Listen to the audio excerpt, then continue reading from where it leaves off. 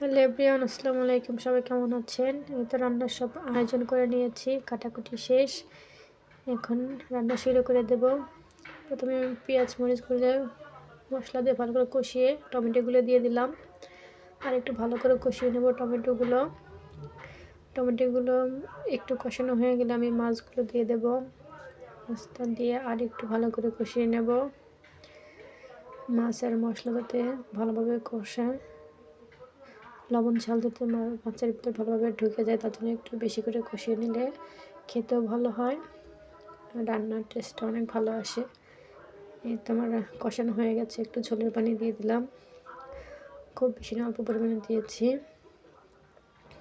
তো আমার রান্নাটা শেষ, এখন সুন্দর কালার চলে এসেছে।